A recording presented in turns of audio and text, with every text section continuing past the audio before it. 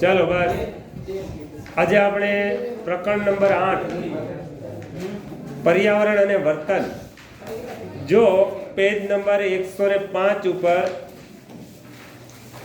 મનોવિજ્ઞાનનું એક મહત્વનું પ્રકરણ અને ખાસ કરીને સામાજિક અને રોજિંદા જીવનમાં આપણે જે અનુભવ કરીએ છીએ એનું આ પ્રકરણ છે. સરસ મજાનું લગભગ 7મા 8મા 9મા 10મા 11મા પણ તમે પર્યાવરણના ચોક્કસ તત્વોને ભણ્યા છો. પર્યાવરણ શબ્દ રોજબરોજ આપણા કાને અથડાતો હોય અને પર્યાવરણ શબ્દથી આપણે પરિચિત હોઈએ, પણ મનોવિજ્ઞાનની અંદર ખાસ કરીને પર્યાવરણ અને વર્તન, અહીંયા પર્યાવરણના બે પ્રકારો તમે પહેલાં ક્યાંક સાંભળ્યા હશે, કુદરતી પર્યાવરણ અને માનવ સર્જિત પર્યાવરણ.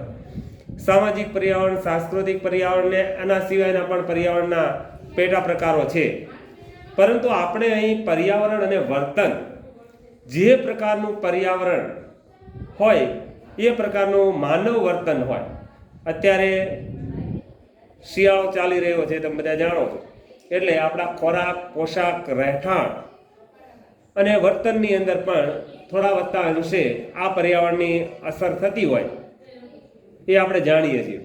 એટલે પર્યાવરણ પરિવત્તા આવરણ અને આપણા વર્તન, આ બંને વચ્ચે શું સંબંધ છે? માનવ અને પર્યાવરણ બંને કઈ રીતે જોડાયેલા છે? પર્યાવરણની મનુષ્ય પર શું અસર થાય છે અને માનવી પર્યાવરણ ઉપર કેવી અસરો નિપજાવે છે? બંનેનો સંબંધ શું છે, તેના ઘટકો શું છે? બહુ સરસ મજાના પાઠની અંદર આ બધી સામાન્ય બાબતો આપેલી છે. આ પાઠ એવો ખાસ આગળના પાઠ જેવો અઘરો નથી, પણ સામાન્યતા આપણે સમજણમાં આવી જાય અને ગુણ પ્રાપ્ત કરવાનો પાઠ છે, એટલે એમાં ખાસ ધ્યાન રાખજો. તો વ્યક્તિનું વર્તન પર્યાવરણ ઉપર આધીન છે. એટલે વર્તન વ્યક્તિના લક્ષણો અને તેના પર્યાવરણનું સંયુક્ત પરિણામ છે. જો બરાબર સમજો, વર્તન વ્યક્તિના લક્ષણો અને તેના પર્યાવરણ, આપણે જેવું પણ વર્તન કરીએ છીએ એ ખાસ કરીને આપણું વ્યક્તિત્વ, મારું, તમારું અને હરેક વ્યક્તિનું એના ઉપર આધારિત હોય છે અથવા તો પર્યાવરણ ઉપર આધારિત હોય છે. એટલે વર્તન વ્યક્તિના લક્ષણો છે, તેનું પર્યાવરણ છે, એના ઉપર અવલંબિત હોય એ સંયુક્ત બાબતનું પરિણામ ગણાવી શકાય. આપણી આસપાસનું પર્યાવરણ આપણા વિચારો, લાગણીઓ અને વર્તન ઉપર અસર કરે.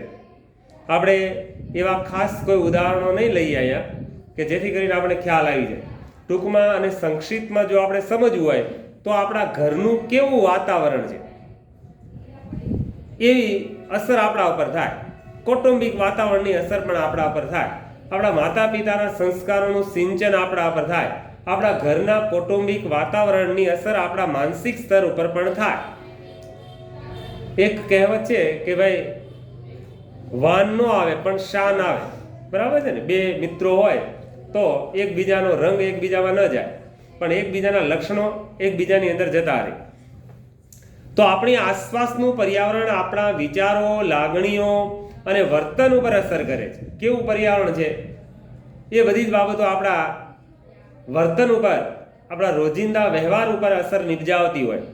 પર્યાવરણ માનવી પર અસર કરે છે અને માનવી પર્યાવરણને અસર પહોંચાડે છે.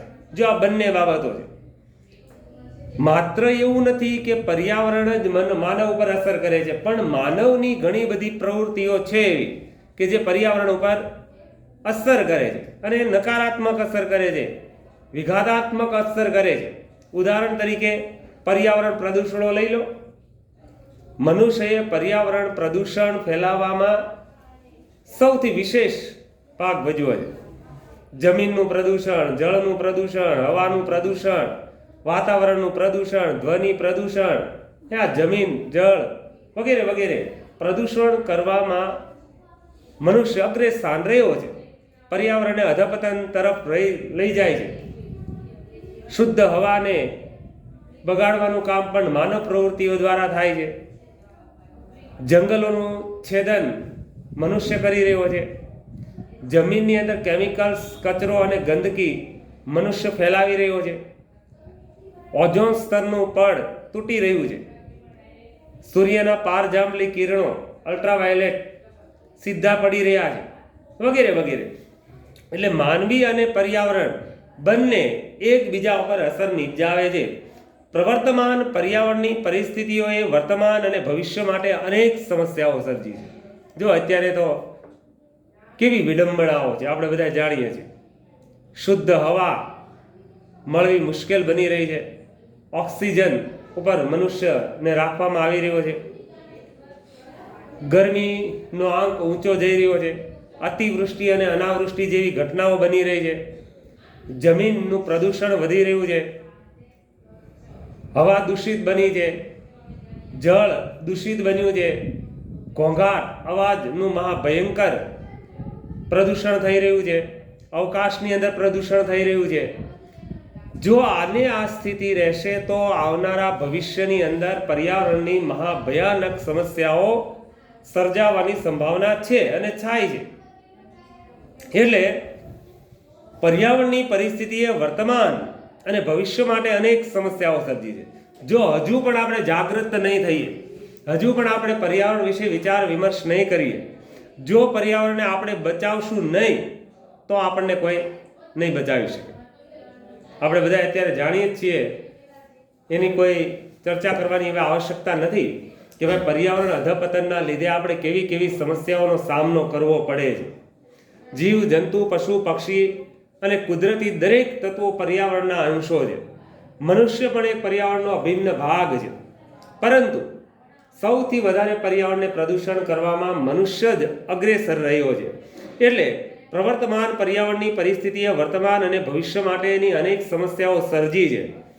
ભૌતિક પર્યાવરણમાં જંગલો અને અન્ય ભૌગોલિક સંપત્તિ, જેમાં કુદરતી ઉપરાંત શહેરો, રહેઠાણો, બજારો, ઓફિસો અને રેલવે જેવા માનવ સર્જિત પર્યાવરણનો પણ સમાવેશ થાય છે. જો યાદ રાખજો, ભૌતિક, આપણે અહીંયા બંને પર્યાવરણનો અર્થ સમજશું અને આગળ માનવ અને પર્યાવરણ વચ્ચેની કેવી સમતુલા, કેવા સંબંધો છે, કેવી અસરો છે, એનો પરિચય મેળવશું, જેને આપણે જોઈ શકીએ છીએ, સ્પર્શી શકીએ છીએ, અનુભવ કરી શકીએ છીએ, ઉપયોગમાં લઈ શકીએ છીએ. તો ભૌતિક પર્યાવરણમાં જંગલો અને અન્ય ભૌગોલિક સંપત્તિ જેવા કુદરતી અથવા તો ઉપરાંત શહેરો છે, રહેઠાણો છે, બજારો છે, ઓફિસો છે અને રેલવે જેવા માનવ સર્જિત પર્યાવરણનો સમાવેશ થાય છે. જે માનવ સર્જિત પર્યાવરણ દરેક આપણે બધા જાણીએ છીએ. અત્યારે તો કૃત્રિમ પર્યાવરણ આપણે આપણા જીવનની અંદર વધારે અનુભવ કરી રહ્યા છીએ. શિયાળા દરમિયાન ગરમ અને ઉનાળામાં એસી લગાવીને કુદરતી પર્યાવરણ જેવું જ પર્યાવરણ આપણે બનાવી રહ્યા છીએ. તો બંને માનવ સર્જિત અને કુદરતી પર્યાવરણ બંનેનો સમાવેશ થાય છે. ભૌતિક પર્યાવરણ આપણા વર્તન ઉપર અનેક રીતે અસર કરે છે. તેમાં ખાસ કરીને ઋતુઓ, શિયાળો, ઉનાળો અને ચોમાસું. તમે બધા જાણો છો કે આપણા રહેઠાણ, ખોરાક, પોશાક, જીવનશૈલી, આપણો વ્યવસાય વગેરે ઋતુ આધારિત છે. અત્યારે શિયાળાની ઋતુ ચાલી રહી છે એટલે આપણે ગરમ કપડાં પહેરવાનું પસંદ કરીએ છીએ, ગરમ ખોરાક લઈએ છીએ. ઉનાળાની અંદર સુતરાઉ કપડાં અને આઈસ્ક્રીમ કે ઠંડા પીણા લઈએ છીએ. ચોમાસા દરમિયાન પણ આપણને અનુરૂપ હોય એવો ખોરાક લઈએ છીએ. એટલે આપણું જીવન પણ ઋતુગત પર્યાવરણને આધીન છે. એટલે ઋતુઓ છે, હવામાન છે, ઉષ્ણતામાનની વિવિધ અસરો જોવા મળે.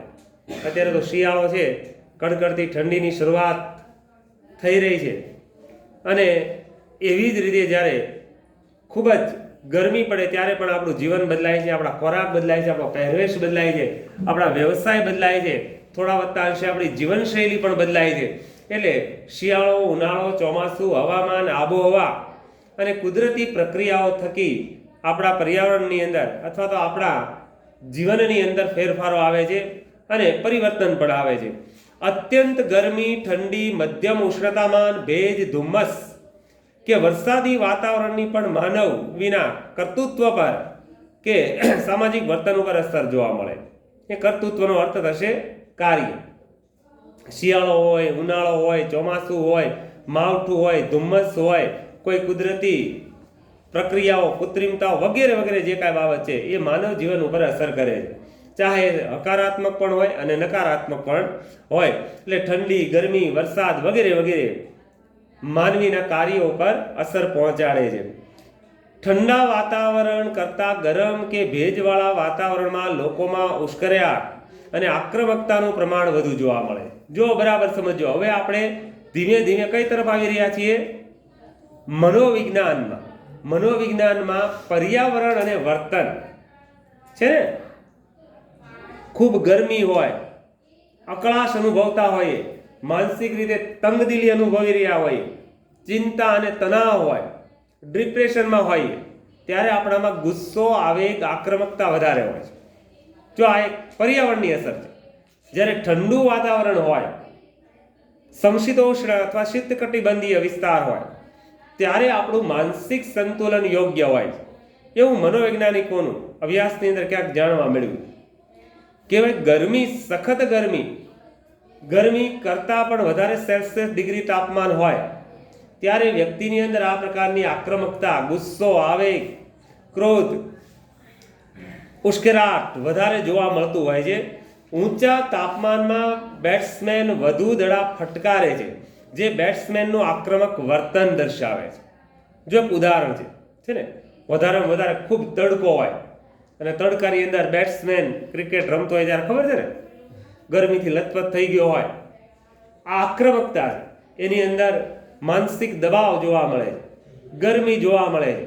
અને આ જે બાબત છે એ જ પર્યાવરણ અને વર્તનને સૂચિત કરે છે.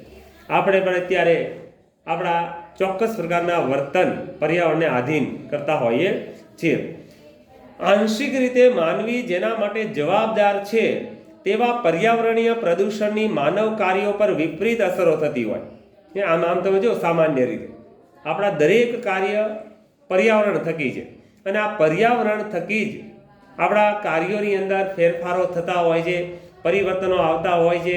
પર્યાવરણીય પ્રદૂષણ માનવ કાર્યો ઉપર વિપરીત અસર કરે છે. પર્યાવરણીય પ્રદૂષણ કરવામાં પણ માનવે કોઈ પીછેહટ કરી નથી. અત્યારે જંગલોનું છેદન કરી નાખ્યું, જળ પ્રદૂષણ થયું, હવા પ્રદૂષણ થયું, જમીનનું પ્રદૂષણ થયું, ધ્વનિ પ્રદૂષણ થયું, અવકાશીય પ્રદૂષણ થયું.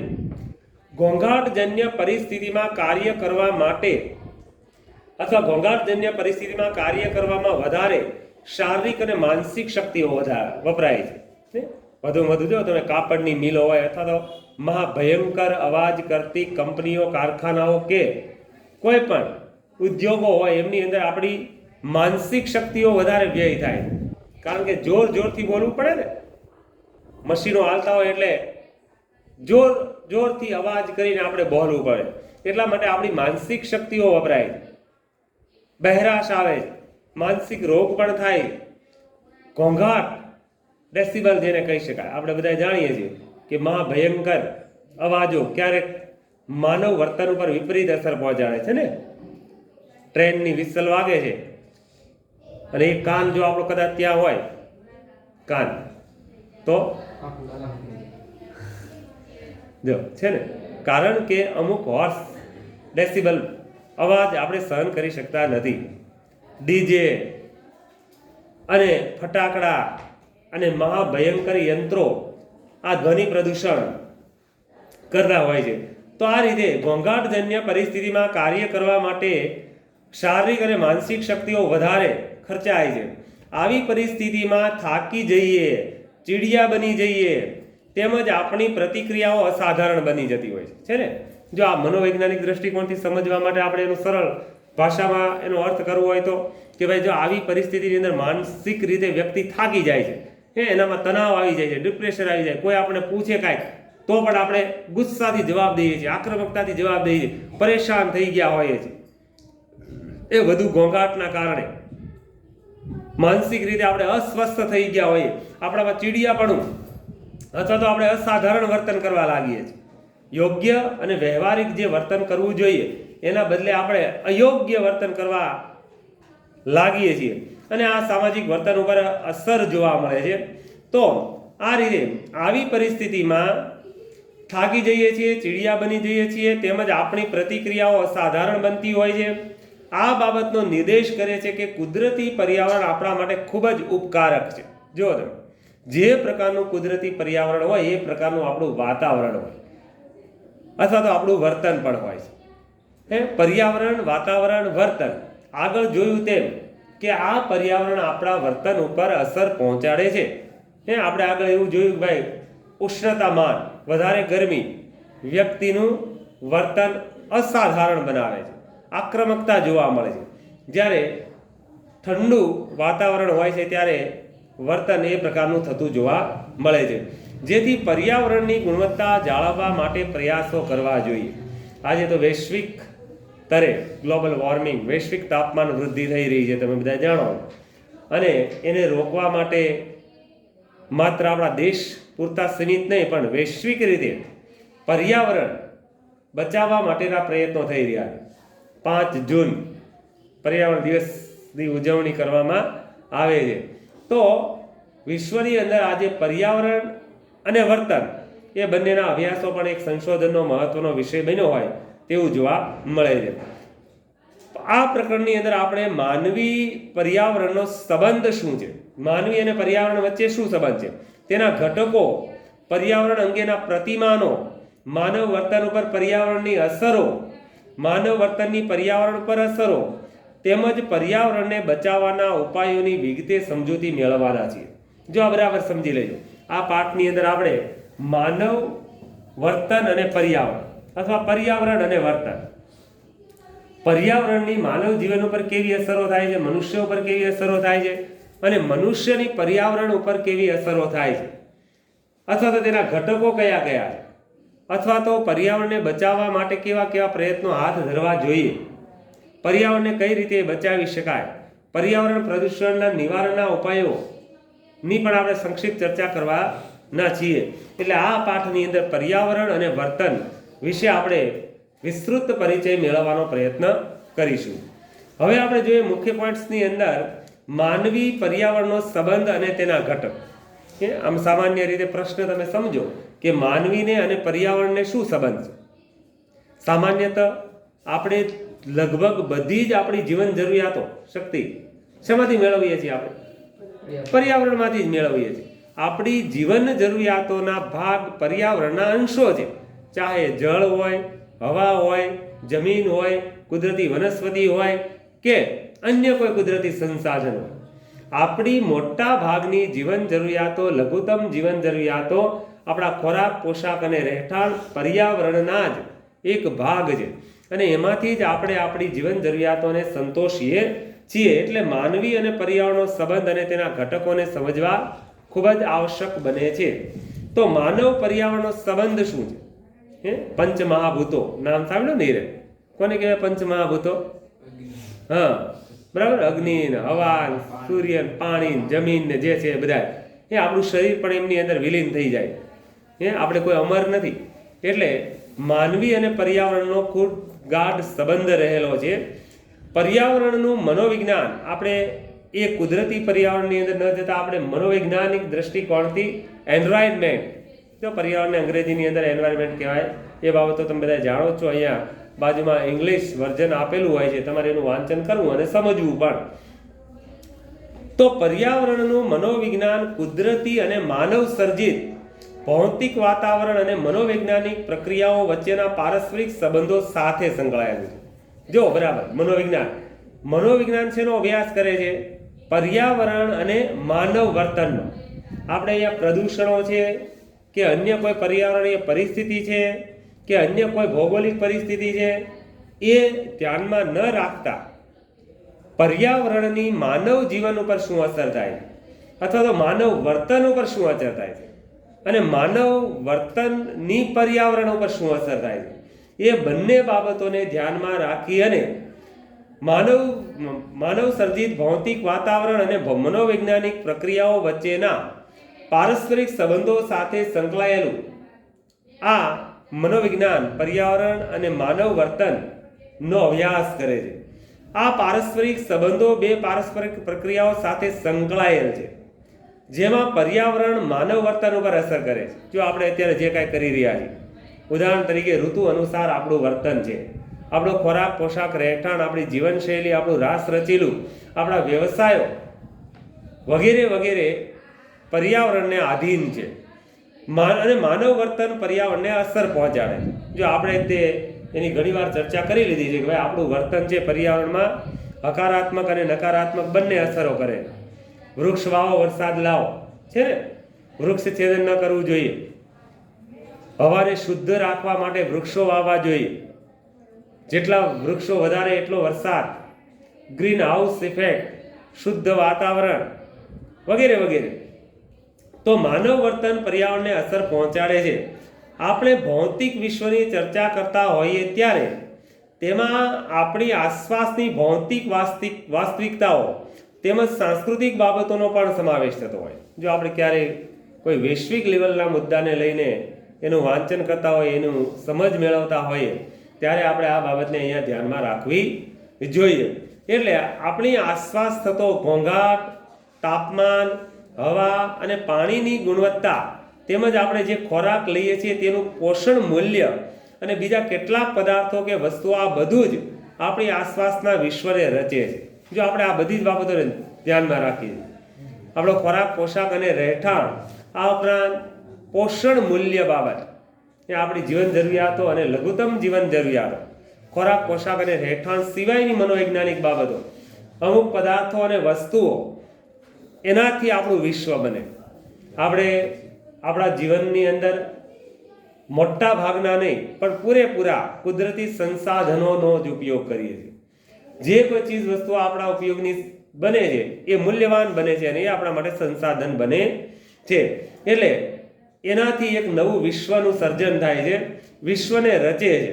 આપણી આસપાસના સામાજિક પર્યાવરણમાં માતા પિતા, હવે તમે જોજો બરાબર, સામાજિક પર્યાવરણ એ જે પ્રકારનું પર્યાવરણમાં આપણો ઉછેર થયો હોય એની અસર આપણી ઉપર જોવા મળે. આપણા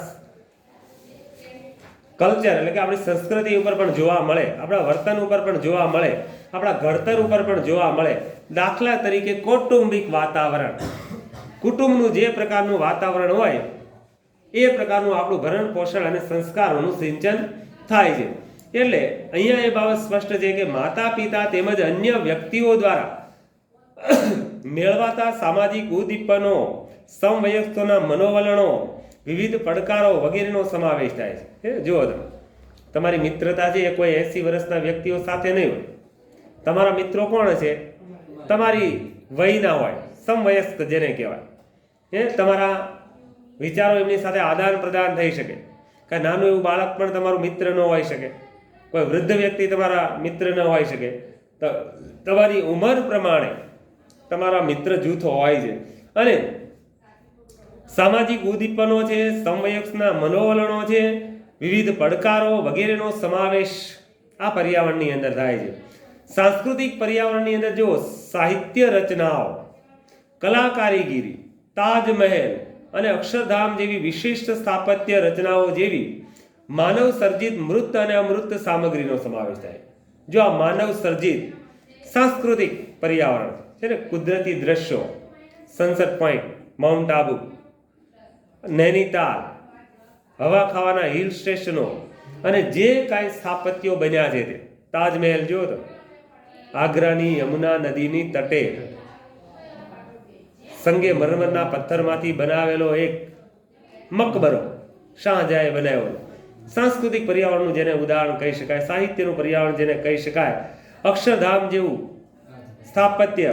તો આ માનવ સર્જિત મૂર્ત અને અમૃત સામગ્રીનો સમાવેશ એમની અંદર થાય છે. મનોવૈજ્ઞાનિક પ્રક્રિયાઓમાં વિચારણા, કલ્પના, સ્મૃતિ, તર્ક, પ્રેરણા, લાગણી, આવેગ તેમજ શિક્ષણ જેવી પ્રક્રિયાઓનો સમાવેશ થાય. જો આ મનોવૈજ્ઞાનિક બાબત, અહીંયા આપેલા દરેક શબ્દો મનોવૈજ્ઞાનિક દ્રષ્ટિકોણથી આપેલા છે કે મનોવૈજ્ઞાનિક પ્રક્રિયાઓની અંદર વિચારણા હોય, કલ્પના હોય, સ્મૃતિ હોય, તર્ક હોય, પ્રેરણા હોય, લાગણી હોય, આવેગ હોય તેમજ શિક્ષણ જેવી પ્રક્રિયાઓનો સમાવેશ એમની અંદર થતો જોવા મળે છે. વિચારો, લાગણીઓ, પ્રત્યક્ષીકરણો, મનોવલણો પ્રત્યેના કાર્યો તેમજ અન્ય મનોવૈજ્ઞાનિક પ્રક્રિયાઓને વ્યાપક અર્થમાં વર્તન તરીકે ઓળખવામાં આવે. જો આપણા મૂલ્યો છે, આપણી પરંપરાઓ છે, આપણા રિવાજો છે, આપણી જીવનશૈલીઓ છે, આપણી ઉપર લાદેલા નિયંત્રણો અને નિષેધો છે, આ બધાને અહીંયા પર્યાવરણ અને વર્તન સાથે સાંકળી અને એનું અધ્યયન કરવાનું કહેવામાં આવ્યું છે. તો જ્યારે પર્યાવરણ એક એવો વિષય છે કે જે ભૂગોળ, સ્થાપત્ય, નગર આયોજન જેવી વિવિધ વિદ્યા શાખાઓ સાથે સંબંધ ધરાવે છે ને. નગર આયોજન, ભૂગોળ, ખગોળશાસ્ત્રીય, બાયોલોજી, કેમેસ્ટ્રી અને માનવના દરેક પાસાઓનો વૈજ્ઞાનિક પદ્ધતિથી અથવા તો પર્યાવરણીય શાસ્ત્રીય અભ્યાસ એમની અંદર થતો જોવા મળે છે. તો જેથી ખરા અર્થમાં પર્યાવરણને બહુવિદ્યાકીય ક્ષેત્ર પણ ગણાવી શકાય. એ માત્ર પર્યાવરણ પૂરતું સીમિત નથી, બધાય વિષયોની અંદર પર્યાવરણનો અભ્યાસ થાય છે. માત્ર પર્યાવરણ કોઈ એક વિષય વસ્તુ નથી ધરાવતો, પણ ચાહે ભૂગોળ હોય, ખગોળશાસ્ત્ર હોય, સમાજશાસ્ત્ર હોય, અર્થશાસ્ત્ર હોય, મનોવિજ્ઞાન હોય કે અન્ય કોઈ વ્યવહારિક વિજ્ઞાન હોય, તો એ બધા જની અંદર ખૂબ જ બહોળા પ્રમાણમાં પર્યાવરણ વિષયને ભણાવવામાં આવતો હોય અથવા તો પર્યાવરણની સમજણ આપવામાં આવતી હોય અથવા તો પર્યાવરણના વિચારોને વહેતા મૂકવામાં આવતા હોય છે. પર્યાવરણ અને વર્તન વચ્ચેનો સંબંધ દર્શાવતા ઘટકો જો, આપણું ઘરની બાંધણી જો, આપણું ઘર, આપણું રાષ્ટ્રચીલું, આપણા વસ્ત્રો, આપણો ખોરાક, આપણા રીત રિવાજ, આપણા પહેરવેશ, આપણા મૂલ્યો, આ બધું જ પર્યાવરણ ઉપર આધારિત છે. એ આપણો વ્યવસાય છે, આપણા વસ્ત્ર પરિધાન છે, આપણો ખોરાક છે, આપણું ઘરનું રાષ્ટ્રચીલું છે, શિયાળો, ઉનાળો અને ચોમાસા, આ ત્રણેય ઋતુ અનુસાર આપણું લોકજીવન છે. એટલે પર્યાવરણ અને વર્તન વચ્ચેના સંબંધને નીચેની આકૃતિમાં દર્શાવેલ મુખ્ય ઘટકો દ્વારા સમજાવી શકાય. જો અહીંયા આપેલી છે સ્પષ્ટ તમારી સામે કે ભાઈ ભૌતિક પર્યાવરણ, જે આપણે આગળ જોયું ને કે ભાઈ ભૌતિક પર્યાવરણની અંદર ખાસ કરીને મનોવૈજ્ઞાનિક પ્રક્રિયાઓ વચ્ચેના પારસ્પરિક સંબંધો સાથે સંકળાયેલું હોય. ભૌતિક પર્યાવરણની અંદર કુદરતી બધી જ બાબતો આવી જાય છે. જંગલો છે, પર્યાવરણ છે, શહેરો છે, રહેઠાણો છે, બજારો છે, ઓફિસો છે, રેલવે છે, જે કાંઈ છે તે. તો આ રીતે ભૌતિક પર્યાવરણ, સામાજિક પર્યાવરણ, પર્યાવરણ અંગેની અભિમુખતા, પર્યાવરણ પ્રત્યે આપણે જાગૃત બનીએ છીએ, પર્યાવરણ વિશે આપણે જાણતા થઈએ છીએ, પર્યાવરણનો પરિચય અને માહિતી મેળવતા થઈએ છીએ. પર્યાવરણ અંગેની અભિમુખતા, પર્યાવરણીય વર્તન, જે પ્રકારનું પર્યાવરણ હોય એ પ્રકારનું આપણે વાણી, વર્તન અને વ્યવહાર કરીએ છીએ. વર્તનના પરિણામો, જે કાંઈ કરીએ છીએ, ગરમ સ્વેટર પહેરીએ છીએ, અત્યારે ગરમ ખોરાક લઈએ છીએ, શેના લીધે? આજે શિયાળો છે તો આપણે એ પ્રમાણે પર્યાવરણીય વર્તન કરવું પડે અને આ રીતે તમે જે કાંઈ વર્તન કરો છો એના પરિણામ મળે. ઠંડી લાગતી નથી, બીમારી ઓછી થાય, સાવચેત રહેવું પડે. શિયાળો, ઉનાળો અને ચોમાસા અનુસંધાને ઋતુગત પરિવર્તનો આવતા હોવાથી આપણા જીવનની અંદર દરેક ઘટકોમાં પણ પરિવર્તનો આવે છે. એટલે ભૌતિક પર્યાવરણ, સામાજિક પર્યાવરણ, પર્યાવરણ અંગેની અભિમુખતા, પર્યાવરણીય વર્તન, વર્તનના પરિણામો, આ બધી જ બાબતો પર્યાવરણ અને વર્તન વચ્ચેનો સંબંધ દર્શાવતા ઘટકો તરીકે ઓળખવામાં આવે છે. હવે આપણે જોઈએ માનવ પર્યાવરણના સંબંધના ઘટકો. સામાન્યતઃ સંક્ષિપ્ત અહીંયા આપેલા છે, જેને સમજીએ કે માનવ પર્યાવરણ, માનવ અને પર્યાવરણ કયા તત્વોથી જોડાયેલા છે, કઈ બાબતથી જોડાયેલા છે, બંને વચ્ચે મનુષ્ય અને પર્યાવરણને કેવા સંબંધો છે અને એના ઘટકો કયા છે. તો આ આકૃતિની અંદર આપણે જોયું ભૌતિક પર્યાવરણ છે, સામાજિક પર્યાવરણ છે, પર્યાવરણ અંગેની અભિમુખતા છે, પર્યાવરણીય વર્તન છે અને વર્તનના પરિણામો. એટલા માટે એ આકૃતિ એકબીજા સાથે જોડાયેલી છે. જો તો ભૌતિક ઘટકોમાં, ભૌતિક પર્યાવરણમાં આબોહવા, ઉષ્ણતામાન, વરસાદ, અન્ય વનસ્પતિઓ, વન્ય પશુ પક્ષીઓ જેવા કુદરતી પર્યાવરણના ઘટકોનો સમાવેશ થાય. જો આપણે જાય ભૌતિક પર્યાવરણના અંશો છે, આ બધું જ ભૌતિક પર્યાવરણની અંદર સમાવેશ થાય છે. એટલા માટે માનવી અને પર્યાવરણને સંબંધ રહેલો જોવા મળે છે.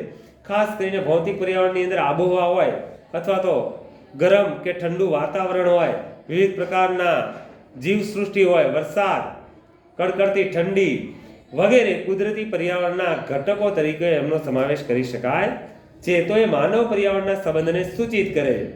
સામાજિક સાંસ્કૃતિક ઘટકો જુઓ તમે. સામાજિક સાંસ્કૃતિક પર્યાવરણમાં ધોરણો છે, જે આપણા નીતિ નિયમો, આપણા રિવાજો, એ આ બધું સાંસ્કૃતિક પર્યાવરણની અંદર આવે. આપણે બધાએ સમાજનો એક ભાગ છીએ. સાંસ્કૃતિક પર્યાવરણનો પણ એક ભાગ છીએ. આપણી વાણી, વર્તન અને વ્યવહાર પર્યાવરણ, કયા પર્યાવરણ? સામાજિક પર્યાવરણને આધીન છે. કેવું વર્તન કરવું જોઈએ, કેવા કપડાં પહેરવા જોઈએ, કેવો ખોરાક લેવો જોઈએ. તો સામાજિક સાંસ્કૃતિક ઘટકોની અંદર સામાજિક સાંસ્કૃતિક પર્યાવરણમાં ધોરણો, રિવાજો, મનોવલણો, પૂર્વગ્રહો, માન્યતાઓ તેમજ સામાજિકરણની પ્રક્રિયાઓ જેવા બધા સાંસ્કૃતિક ઘટકોનો સમાવેશ થાય છે. શીખવાની પ્રક્રિયા, જો આ બધા જ સામાજિક સાંસ્કૃતિક ઘટકો છે કે જેમની અંદર આપણા રિવાજો હોય કે મૂલ્યો હોય કે વલણો હોય કે માન્યતાઓ હોય કે સામાજિકકરણની પ્રક્રિયાઓ હોય, શીખવાની પ્રક્રિયા હોય, એ બધા જ સાંસ્કૃતિક ઘટકોની અંદર સમાવેશ કરવામાં આવે છે, જે માનવ અને પર્યાવરણ વચ્ચેના સંબંધને સૂચિત કરે છે. એવી જ રીતે તમે જો પર્યાવરણીય અભિમુખતાના ઘટકો, આપણે પર્યાવરણ પ્રત્યે હવે આપણે બધા જાગતા થઈ ગયા છીએ કે જો આપણે પર્યાવરણને બચાવશું તો પર્યાવરણ આપણને બચાવશે. ખરું ને? આજે પર્યાવરણ દિવસ 5 જૂન પર્યાવરણ દિવસ ને વિશ્વભરની અંદર ઉજવવામાં આવે છે. વૃક્ષ વાવો, વરસાદ લાવો. એના સિવાય પણ ઘણી બધી પર્યાવરણીય યોજનાઓ જોવા મળે છે. તો પર્યાવરણીય અભિમુખતામાં ઘટાડો લોકોની પોતાની આસપાસના પર્યાવરણ અંગેની માન્યતાઓ સાથે પર્યાવરણીય અભિમુખતા સંકળાયેલ હોય છે. આપણે જાગૃત બનીએ. તો એશિયા ખંડના મોટા ભાગના દેશો જે છે એ બધા દેશો મોસમી દેશો છે એમ કહી શકાય. એ એશિયા ખંડના ભારત, પાકિસ્તાન, બાંગ્લાદેશ, શ્રીલંકા, મ્યાનમાર, બર્મુડા, ચીન કે આજુબાજુના જે દેશ છે, નેપાળ, ભૂટાન, ત્યાં શિયાળો, ઉનાળો અને ચોમાસું જેવી 3 ઋતુઓ આવે છે. આપણે પડોશી દેશોની અંદર તો એના પ્રત્યે આપણે અભિમુખ બનીએ છીએ, આપણે એની સાથે સંકળાયેલા છીએ. પર્યાવરણીય વર્તનના ઘટકોની અંદર જો પર્યાવરણીય વર્તનના ઘટકોમાં લોકો પોતાની સામાજિક આંતરક્રિયાઓ દરમિયાન પર્યાવરણનો જે ઉપયોગ કરે છે તેનો પર્યાવરણીય વર્તનના ઘટકોમાં સમાવેશ થાય છે. એ તમારા મારા વચ્ચે જે ક્રિયા પ્રક્રિયા થઈ રહી છે, ઉદ્દીપક અને પ્રતિક્રિયા, આપણા ખોરાકની અંદર, પહેરવેશની અંદર આપણે જે બદલાવ થાય છે એ પણ પર્યાવરણીય ઘટકોને આધીન છે. અત્યારે તમને ખૂબ જ ગરમી પડતી હોય, 45-46 ડિગ્રી તાપમાન હોય, પછી તો આપણે ઘરેથી સ્વેટર પહેરીને આવીએ તો એ પર્યાવરણીય વર્તન વિરુદ્ધ છે. તો વર્તનોની નિપજના ઘટકોની અંદર લોકો દ્વારા બનેલા રહેઠાણો છે. જો આપણે કાંઈ ભટકતું જીવન જીવતા નથી, પર્યાવરણની અસર પડી ને, આ વસ્ત્રો પહેર્યા આપણે, ખોરાક, પોશાક, આ સ્થાયી જીવન, ખેતી, આપણે જીવન જરૂરિયાતની ઉપયોગિતાવાળી વસ્તુઓનું ઉત્પાદન કરવું, સ્થાયી જીવન જીવવું વગેરે વગેરે પર્યાવરણના ઘટકીય પરિસ્થિતિના આધીન છે. તો લોકો દ્વારા બનેલા રહેઠાણો, શહેરો, નગરો, બંધો તેમજ વાતાવરણીય પરિવર્તન વગેરેને વર્તનોની નિપજ અંગેના ઘટકો તરીકે ઓળખાવી શકાય. આજે બહુમાળી ઇમારતોની જરૂરિયાત ઊભી થઈ છે, બાગ બગીચાઓની જરૂરિયાત ઊભી થઈ છે, રસ્તાઓની જરૂરિયાત ઊભી થઈ છે. તો આ બધા પર્યાવરણીય ઘટકોનો મનુષ્યએ બહોળા પ્રમાણમાં ઉપયોગ કરી અને પોતાની જીવન જરૂરિયાતોને સંતોષવા માટેના પ્રયત્નો કર્યા છે. તો વર્તનની નિપજના ઘટકો છે. ઉપર દર્શાવેલ પર્યાવરણના 5 ઘટકો વચ્ચે પરસ્પર આંતરક્રિયાઓ થતી રહે છે. જો 5 ઘટકો જેને આપણે સમજવાના છે, તે લાંબા ગાળાના મનોસામાજિક અને પર્યાવરણીય પરિણામો નિર્ધારિત કરે છે. તે નીચે પ્રમાણે તે બધા જ ઘટકો એકબીજા સાથે સંકળાયેલા છે, એકબીજા ઉપર આધારિત છે અને જરૂરિયાતવાળા પણ છે. એટલા માટે પર્યાવરણના 5 ઘટકોની અંદર માનવ પર્યાવરણ વચ્ચેના સંબંધો અંગેનો વૈશ્વિક દ્રષ્ટિકોણ, વૈશ્વિક દ્રષ્ટિકોણ, માત્ર ભારત નહીં. 5 જૂન પર્યાવરણ દિવસ માત્ર ભારતમાં જ મનાવવામાં આવે એવું નથી, વિશ્વની અંદર મનાવવામાં આવે. પર્યાવરણ બચાવો તો આપણે બચીશું. પર્યાવરણની સુરક્ષા અને સંરક્ષણ કરવું, વધુ વૃક્ષ વાવવા, શુદ્ધ હવા મળે એવા પ્રયત્ન કરવા, જમીનનું પ્રદૂષણ, હવાનું પ્રદૂષણ કે પાણીનું પ્રદૂષણ અટકાવવું જોઈએ. તો આ રીતે પર્યાવરણ વર્તનના ઘટકોની અંદર તમે જોઈ શકો છો કે લોકો પોતાની આસપાસના પર્યાવરણ અંગેની માન્યતાઓ સાથે પર્યાવરણની અભિમુખતા દર્શાવેલી છે. પર્યાવરણીય વર્તનના ઘટકોમાં લોકો પોતાની સામાજિક આંતરક્રિયાઓ દરમિયાન પર્યાવરણનો જે ઉપયોગ કરે છે તેનો પર્યાવરણીય વર્તનના ઘટકોમાં સમાવેશ થાય છે. વર્તનોની નિપજતાના ઘટકો જુઓ. લોકો દ્વારા બનેલા રહેઠાણો, શહેરો, નગરો, બંધો તેમજ વાતાવરણીય પરિવર્તન વગેરેને વર્તનોની નિપજ અંગેના ઘટકો તરીકે ઓળખવામાં આવે. આજે આપણે જો આપણા રહેવા માટે ઘર બનાવ્યું, આપણે પહેરવા માટે વસ્ત્રો બનાવ્યા, આપણી જીવન જરૂરિયાતોના ઓજારો બનાવ્યા, આપણે સ્થાયી અને કૌટુંબિક જીવન જીવવા લાગ્યા, આપણે સભ્યતાવાળું જીવન જીવવા લાગ્યા. એટલે પર્યાવરણ અને માનવી વચ્ચે ખૂબ જ નજીકનો અને ગાઢ સંબંધ હોય તેવું જોવા મળે છે. તો આ રીતે ઉપર દર્શાવેલ પર્યાવરણના 5 ઘટકો વચ્ચે પરસ્પર આંતરક્રિયાઓ થતી હોય છે. તે લાંબા ગાળાના મનોસામાજિક અને પર્યાવરણીય પરિણામો નિર્ધારિત કરે છે, જે નીચે પ્રમાણે છે. લાંબા ગાળા પર્યાવરણ અને માનવ વચ્ચેનો ગાઢ અને પરસ્પરાવલંબન સંબંધ. માનવ પર્યાવરણ વચ્ચેના સંબંધો અંગેનો વૈશ્વિક દ્રષ્ટિકોણ જો હતો એ વિશ્વની અંદર હવે પ્રતિપાદિત કર્યું છે કે ભાઈ પર્યાવરણને બચાવો. આપણી મૂળભૂત ફરજો પણ બંધારણના 51 ક ભાગની અંદર પહેલા પત્તામાં જ આપેલી છે. એમાં પર્યાવરણનું જતન, સંવર્ધન અને સંરક્ષણ કરવું એ આપણી એક નૈતિક ફરજ છે, પ્રદૂષણ ન કરવા વગેરે વગેરે. તો માનવ પર્યાવરણ વચ્ચેના સંબંધો અંગેનો વૈશ્વિક દ્રષ્ટિકોણ જો આજે વિશ્વ પર ઓઝોન સ્તરનો ક્ષય થઈ રહ્યો છે, વિશ્વની અંદર પ્રદૂષણો વધી રહ્યા છે અને લોકોને એના પરિણામો ભોગવવા પડી રહ્યા છે, ત્યારે માનવ અને પર્યાવરણ વચ્ચેના ઘટકો અને બંને વચ્ચેનો સંબંધનો એક વૈજ્ઞાનિક દ્રષ્ટિકોણ પૂરો પાડેલો છે. પર્યાવરણ અંગેનો ખ્યાલ અને પ્રત્યક્ષીકરણ. એ પર્યાવરણ શું છે? પરિવત્તા આવરણ. પર્યાવરણ કેવું હોવું જોઈએ એનો દ્રષ્ટિબિંદુ, એનો ખ્યાલ અહીંયા આપેલો જોવા મળે છે. અંગત, અવકાશ, ભૌગોલિક હદ, વિસ્તાર, ભીડ અને પર્યાવરણીય તણાવો વગેરે અંગેના અનુભવો, આ 3 પરિબળો પર્યાવરણના મનોવિજ્ઞાનના ક્ષેત્રની રચના કરે. એ પર્યાવરણનું મનોવિજ્ઞાન, ચાહે એમાં ભીડ હોય, વિસ્તાર હોય, હદ હોય, ભૌગોલિક બાબત હોય, અવકાશ હોય, અંગત હોય કે ખાનગી હોય, તો આ 3 પરિબળોની અંદર મનોવૈજ્ઞાનિક દ્રષ્ટિકોણ જોવા મળે છે કે આ બધી બાબતોથી કેવું વાણી વર્તન કરવું જોઈએ, આપણા જીવનની અંદર આ પર્યાવરણ કેવી રીતે ઉપયોગી સાબિત થાય છે વગેરે વગેરે બાબતો છે એ પર્યાવરણના આ તત્વોની અંદર જોઈ શકાય છે. પ્રસ્તુત પ્રકરણના આગળના મુદ્દાઓમાં આમાંના કેટલાક ખ્યાલોની આપણે ચર્ચા કરવાના છીએ, પરંતુ તે પહેલા વિવિધ સંસ્કૃતિઓમાં માનવ પર્યાવરણ વચ્ચેના ખ્યાલો કેવી રીતે વિકસે છે તે અંગેના જુદા જુદા દ્રષ્ટિકોણને સમજવા જરૂરી છે. જો બરાબર સમજ્યો કે ભાઈ માણસ પર્યાવરણને સમજતો ક્યારે થયો હશે, મનુષ્યના જીવનની અંદર પર્યાવરણનો ઉપભોક્તા ક્યારે બન્યો હશે, પર્યાવરણ આપણે કઈ કઈ રીતે ઉપયોગી બને છે, પર્યાવરણનું આપણા જીવનની અંદર શું સ્થાન છે, પર્યાવરણમાંથી આપણે આપણી કઈ કઈ જીવન જરૂરિયાતો સંતોષીએ છીએ વગેરે વગેરે બાબતોનો દ્રષ્ટિકોણ સમજવો જરૂરી બને છે. તો એ સંદર્ભમાં 3 મહત્વના ખ્યાલને ધ્યાનમાં લેવા જોઈએ. એક, કે માનવ જીવન કુદરત ઉપર આધારિત છે અને પર્યાવરણીય પ્રભાવથી નિયંત્રિત થાય છે.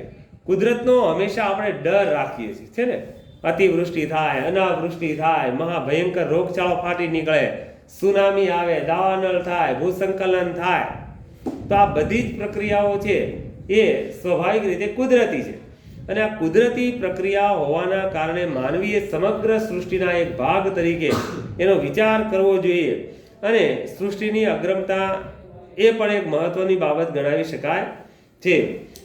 તો માનવ કુદરત વચ્ચેના સંબંધો અને સૃષ્ટિની સમગ્રતા, આ ઉપરાંત ભારતીય વિચારસરણી વિશ્વ સંબંધિત બધી જ બાબતો સાથે સંબંધ ધરાવે. એ વિશ્વની અંદર પર્યાવરણલક્ષી જો કોઈ બાબતો હોય તો એમની અંદર ભારતીય મનોવૈજ્ઞાનિક દ્રષ્ટિકોણ બંધ બેસતો આવતો જોવા મળે છે. માનવી અને કુદરત વચ્ચેના સુમેળનું ખૂબ જ મહત્વ છે ને. જો આપણે કુદરતી સમતોલાને વેર વિખેર કરવાનું કામ કરીએ તો એના પરિણામો આપણે જ ભોગવવા પડે. તમે એને હું જાણી, જેટલું આપણે પ્રદૂષણ કરશું, ચીમની ભઠ્ઠીઓમાંથી ઝેરી ધુમાડાઓ કાઢશું, ગંદુ કેમિકલ્સ પાણી કાઢશું, જ્યાં ત્યાં કાગળ કચરો અને પ્લાસ્ટિકની થેલીઓ ફેંકી દેશું, જ્યાં ને ત્યાં ઉકરડાઓ, તો એમની અંદર માખી, મચ્છર, જીવ જંતુઓના ઉપદ્રવ થશે વગેરે વગેરે જે કાંઈ બાબતો છે એ બધી જ બાબતોને આપણે સમજતા થયા છીએ. ભારતીય વિચારની વિશ્વ સંબંધિત બધી જ બાબતોનો સંબંધ ધરાવે છે. માનવીય કુદરત વચ્ચેના સુમેળનું ખૂબ જ મહત્વ છે. સજીવના બધા જ સ્વરૂપોને તેના આધાર આંતર જોડાણને માન્ય રાખવામાં આવે છે. પર્યાવરણ જો બધા ઉપર છે, ચાહે નાનામાં નાનું જીવ, કીડી કે સૂક્ષ્મ જીવ કેમ ન હોય, મહાકાય હાથી અથવા માછલી કેમ ન હોય બહેન, પણ એ બધી જ બાબતો છે એ કુદરત સાથેના સંબંધમાં સમન્વયની અંદર જોવા મળે છે. સજીવના બધા જ સ્વરૂપો અને તેના આંતર જોડાણોને માન્ય રખાયા છે. માનવ જીવન ઉપર વૈશ્વિક ગતિશીલ વ્યવસ્થાનું આવરણ છે. તે માનવ પ્રકૃતિ અને વિશ્વને અખંડ સ્વરૂપે દર્શાવે છે. માનવી અને અન્ય જીવસૃષ્ટિ ભાગીદારો છે ને. આપણે પણ પર્યાવરણને આધીન જીવન જીવવું જોઈએ. પર્યાવરણ જેટલી બાબતની અંદર ઉચ્ચ કક્ષાનું હોય એટલું જ મનુષ્યની જીવનશૈલી પણ ઉચ્ચ કક્ષાની હોઈ શકે છે. એટલે અહીંયા માનવી ઉપર પર્યાવરણની અસર કેવી થાય છે અને પર્યાવરણની માનવી ઉપર કે માનવીની પર્યાવરણ ઉપર કેવી અસરો થાય તેનો આપણે આ પાઠની અંદર સંક્ષિપ્ત પરિચય મેળવીએ છીએ. તો એમની અંદર માનવ પર્યાવરણ સંબંધના આ બધા ઘટકો છે. બીજા પોઈન્ટની થોડીક ચર્ચા કરીએ કે પર્યાવરણ અંગેના પ્રતિમાનો જોઈએ આપણે. તે પ્રતિમાનો જેમની અંદર ઈ, પી અને ઈ બે જ છે.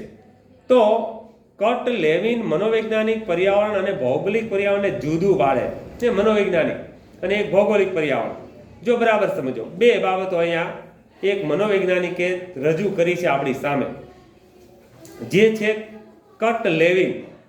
એમણે પર્યાવરણ અંગેનું એક પ્રતિમાન આપ્યું છે. કટ લેવિન મનોવૈજ્ઞાનિક પર્યાવરણ અને ભૌગોલિક પર્યાવરણને જુદું પાડે છે.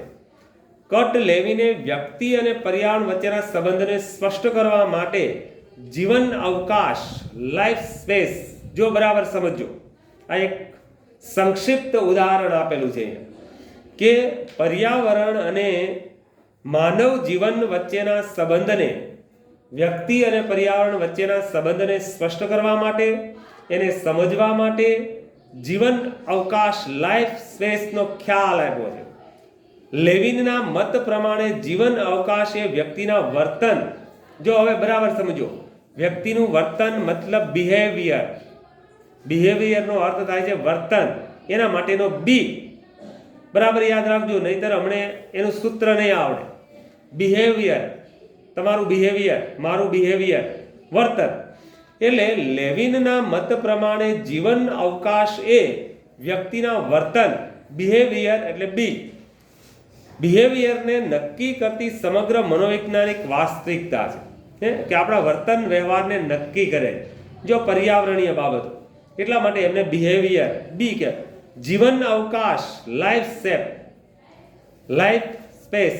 જો તમે જે આગળ જોયું તે લાઈફ સ્પેસ અને અહીંયા પણ લાઈફ સ્પેસ, તો એનામાં પર્યાવરણમાં હાજર રહેલ દરેક એવી બાબત, એના માટે શબ્દ છે એન્વાયરમેન્ટ. પહેલો શબ્દ આપ્યો છે તે હતો બી, અને બીજો જે શબ્દ આપ્યો છે એ છે ઈ.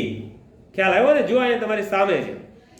તો અહીંયા તમારે બિહેવિયર જે છે એના માટે, વર્તન માટે બી, એન્વાયરમેન્ટ માટે ઈ નો સમાવેશ થાય છે, જે વ્યક્તિના વર્તન ઉપર અસર કરે છે. બરાબર સમજો કે એન્વાયરમેન્ટ. રાજ, કૃપાલ, સિદ્ધરાજ, દિવ્યેશ, શક્તિ, જીતેન, હર્ષ, રાજદીપ, રાજ, યશરાજ, હેત, શિવરાજ, અર્જુન, ઉમંગ, સંજય, મહેશ, ઇન્દ્રજીત, શિવમ, સાહિલ, રાજદીપ, વિજય, દીપક, પ્રફુલ્લ, હિરેન, પૃથ્વીરાજ, કિરણ, દેવેન્દ્ર, નિલેશ, મહેશ, કિરણ આવ્યો છે, પ્રફુલ્લ, સિદ્ધરાજ, તારી પછી આવે.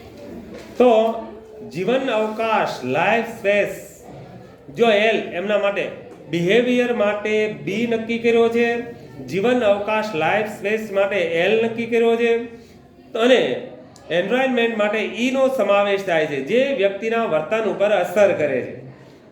આ પર્યાવરણનો અર્થ એન્વાયરમેન્ટ, તમારે એ બાબતે ખાસ નોંધ લેવાની છે. એ વ્યક્તિમાં પર્સન પીની આસપાસ ભૌતિક, મનોવૈજ્ઞાનિક અને સામાજિક ઘટનાઓ જેવી કે દરેક બાબતોનો સમાવેશ થાય છે. લેવિન પર્યાવરણની વચ્ચે રહેલ વ્યક્તિ એટલે પી, જો બરાબર યાદ રાખજો, અને પીને જીવન અવકાશ કહે છે. આમ બી બરાબર એફ, એલ બરાબર, જો આખું સૂત્ર આપેલું છે અને જે ઉપર તમને જે બાબત આવી નીચેની આકૃતિ પ્રમાણે તમારે એને જોવાનું છે. બી માટે બિહેવિયર નક્કી કર્યો છે, લાઈફ સ્પેસ માટે એલ નક્કી કર્યો છે, એન્વાયરમેન્ટ માટે ઈ નક્કી કર્યો છે, અને પર્સન માટે પી નક્કી કર્યો છે. તો જીવન અવકાશ સાથેનું એમણે એક સૂત્ર આપી અને તમને અહીંયા બધા જ શબ્દોને આકૃતિ 8.2 ની અંદર સમજાવવામાં આવ્યા છે. એફને કાર્ય તરીકે, ફંક્શન તરીકે પણ ઓળખવામાં આવ્યું છે, જે કટ લેવિન મુજબ જીવન અવકાશનું આ એક આકૃતિ દ્વારા ઉદાહરણ પૂરું પાડ્યું છે. જે ભૌતિક વાતાવરણ પ્રત્યક્ષ અસર કરતું ન હોય ત્યારે કટ લેવિન બાહ્ય વિસ્તાર કહે છે, પરંતુ આ બાહ્ય વિસ્તાર વ્યક્તિની મનોવૈજ્ઞાનિક વાસ્તવિકતાને અસર કરી શકે છે. ઉદાહરણ તરીકે જોવું હોય તો વર્ગમાં વિદ્યાર્થીઓ અભ્યાસ કરી રહ્યા હોય ત્યારે એવા સમાચાર મળે કે શહેર કે નગરના ગીચ વિસ્તારમાં ટ્રાફિક જામ થઈ ગયો છે. આ સમાચારથી વિદ્યાર્થી કે શિક્ષકના મનોવૈજ્ઞાનિક વાસ્તવિકતા પર કોઈ અસર થતી નથી, પરંતુ ટ્રાફિકમાં પ્રિન્સિપાલ સાહેબ ફસાયા છે અને હવે પછી તેમનો તાસ છે. તો આ સમાચારની વિદ્યાર્થી અને શિક્ષકની મનોવૈજ્ઞાનિક વાસ્તવિકતા પર જુદી જુદી અસર થઈ શકે છે. જો આ સીધું ઉદાહરણ છે ને, બહાર ગમે એટલું ટ્રાફિક હોય, આપણે સમાચાર મળે કે ભાઈ હમણે માળિયા મિયાણા મોરબી ઉપર ખૂબ જ ટ્રાફિક જામ થઈ ગયું, આપણે સમાચાર સાંભળ્યા, પણ માની લો કે એમની અંદર આપણા ખૂબ નજીકના સગા આવી રહ્યા છે ને આપણે એની રાહ જોઈ રહ્યા, તો મનોવૈજ્ઞાનિક આપણી ઉપર કેવી અસર થાય? બાકી અત્યારે ટ્રાફિક છે કે નથી એની કોઈ આપણા માનસિક સ્તર ઉપર ખાસી અસર થતી નથી, આપણે સાંભળી લઈએ છીએ. પણ જો તમારા કોઈ ગેસ્ટ એની અંદર આવવાના હોય અને તમારે એની રાહ સ્ટેશનની અંદર જોવાની હોય અને એમને લઈને તમારે ઘરે આવવાનું હોય, તો આ ટ્રાફિક માટે મનોવૈજ્ઞાનિક રીતે આપણે વધારેમાં વધારે આપણી ઉપર એમની અસર થતી જોવા મળે છે. બ્રોન ફ્રેન બ્રેનરનું પર્યાવરણ અંગેનું આપણે પ્રતિમાન જોઈએ તો બ્રોન ફેન બ્રેનર પર્યાવરણ પરિસર અંગે જુદો અભિગમ ધરાવે. જો બધાયના મનોવૈજ્ઞાનિક દ્રષ્ટિકોણો આપણે આ પેપર્સની અંદર જોવાના છે, આ પાઠની અંદર જોવાના છે. એન્વાયરમેન્ટની અંદર કે એમની અંદર બ્રોન ફેન બ્રેનરે પર્યાવરણ અંગેનો જે પ્રતિમાન આપ્યો છે, જે પરિસર અંગે જુદો અભિગમ દર્શાવ્યો છે, તેની અંદર પંખીના માળાની જેમ રચાયેલ પર્યાવરણને તેના ક્રમ પ્રમાણે 5 તંત્રોના ખ્યાલ દ્વારા સમજાવવાનો પ્રયત્ન કર્યો. જો પક્ષીનો માળો જોયો તમે કેવી રીતે ગૂંથાયેલો હોય છે, ઉપર નીચે વ્યવસ્થિત રીતે. તો એના માટે અહીંયા બ્રોન ફેન બ્રેનરે પક્ષીના માળાની જેમ રચાયેલ પર્યાવરણને તેના ક્રમ પ્રમાણે 5 તંત્રો દ્વારા સમજાવવાનો પ્રયત્ન કર્યો છે. તો એમની અંદર જો સૂક્ષ્મ તંત્ર, વ્યક્તિ જેમાં જીવે છે તેનું સૂક્ષ્મ તંત્ર છે, તમારું અને મારું ઘડીક મૂકી દેવાના આપણે કાલ્પનિક રીતે એ જગ્યા ઉપર, જેમાં વ્યક્તિનું કુટુંબ, સમવયસ્કો, શાળા અને પડોશી જેવા ઘટકોનો સમાવેશ થાય છે. જો તમે તમારા ઉંમરના લોકો સાથે હો, તમારા મિત્ર સાથે, હું મારા ઉંમરના લોકો સાથે હોઉં છું. આ તંત્રમાં મોટા ભાગની આંતરક્રિયાઓ માતા પિતા, સમવયસ્કો અને મિત્રો સાથે થતી હોય છે ને. તમારી આંતરક્રિયા જો તમારા કુટુંબની અંદર માતા પિતા, ભાઈ બહેન અને બહાર તમારા મિત્ર વર્તુળ સાથે થતી હોય, એટલા માટે એને સૂક્ષ્મ તંત્ર તરીકે બ્રોન ફેન બ્રેનરે જણાવ્યું છે. અનુભવ તંત્ર જુઓ તમે, આ તંત્રમાં વિવિધ સૂક્ષ્મ તંત્રો સમાયેલા હોય છે. જો ઉપર જોયા તે જે કુટુંબ હોય, પડોશ જૂથ હોય, મિત્ર જૂથ હોય, સમવયસ્ક હોય. ઉદાહરણ તરીકે બાળકના કૌટુંબિક અનુભવોની તેના મિત્રો કે શિક્ષકો સાથેની આંતરક્રિયાઓ ઉપર અસર થઈ શકે છે. ભગ્ન કુટુંબના બાળકો તેમના મિત્રો સાથેના સમાયોજનમાં મુશ્કેલી અનુભવે છે. ભગ્ન કુટુંબ એટલે કોણ? માતા પિતામાંથી એક ન હોય, માતા ન હોય અથવા તો પિતા ન હોય તો એ ભગ્ન કુટુંબ કહેવાય. માતા પિતા ન હોય તો પણ એ ભગ્ન કુટુંબ કહેવાય, સંપૂર્ણ કુટુંબ ન કહેવાય. એના સંતાનો છે એમને અન્ય વિદ્યાર્થીઓ સાથે, અન્ય બાળકો સાથે સમાયોજન સાધવું તે પ્રતિકૂળ દેખાતું હોય છે અથવા તો મુશ્કેલ બનતું હોય છે. બાહ્ય તંત્ર જુઓ, આ તંત્ર વ્યક્તિની બહુ નિકટ ન હોય તેવી પરિસ્થિતિઓના અનુભવની તેની નજીકની વ્યક્તિઓ પર થતી અસરોનો નિર્દેશ કરે છે. ઉદાહરણ તરીકે જોઈએ તો વ્યક્તિના કાર્યસ્થળે થયેલ અનુભવની અસર બાળક કે પત્ની સાથેની આંતરક્રિયા ઉપર થાય છે. કે જો મારે અહીંયા કોઈ મને એવો કોઈ અનુભવ થાય, તમારી સાથેનો કોઈ સંવાદ થાય, તમારી સાથેની કોઈ ચર્ચા વિચારણા થાય તો એમની અસર મારા ઘરના કૌટુંબિક વાતાવરણ ઉપર થઈ શકે છે. અહીંયાથી હું કોઈ સારી ઘટના સમજીને જાઓ, તમારી સાથે ચર્ચા કરીને જાઓ, તમારી પાસેથી કાંઈક શીખીને જાઓ અથવા શીખવાડીને જાઓ, કોઈ એવી પ્રાસંગિક બાબતની ચર્ચા થાય તો એમની અસર પણ થાય છે. ઓફિસમાં ઉપરી અધિકારી સાથે થયેલ વિવાદના કારણે વ્યક્તિ ઘેર આવીને પત્ની કે બાળક ઉપર ગુસ્સો ઉતારે છે ને. આપણે જો આપણા ઉપરા અધિકારી સાથે આપણે થયો હોય, ગુસ્સો થયો હોય, કાંઈ દલીલ થઈ હોય તો આપણે એ ગુસ્સો ઘરે આવીને આપણાથી જે નીચા છે અથવા તો પત્ની છે અથવા બાળકો છે કે આપણા કોઈ સગાવાલા કે જે કાંઈ હોય તો સાંસ્કૃતિક તંત્ર જુઓ, આ તંત્ર વ્યક્તિ જે સંસ્કૃતિમાં રહે છે તેની સાથે સંકળાયેલ છે. સંસ્કૃતિમાં માન્યતાઓ, મૂલ્યો, રિવાજો વગેરેનો સમાવેશ થાય છે જેને સમાજના મોટા ભાગના લોકો અનુસરતા હોય છે. તો આ સાંસ્કૃતિક તંત્ર છે. સૂક્ષ્મ તંત્ર, અનુભવ તંત્ર, બાહ્ય તંત્ર અને સાંસ્કૃતિક તંત્ર.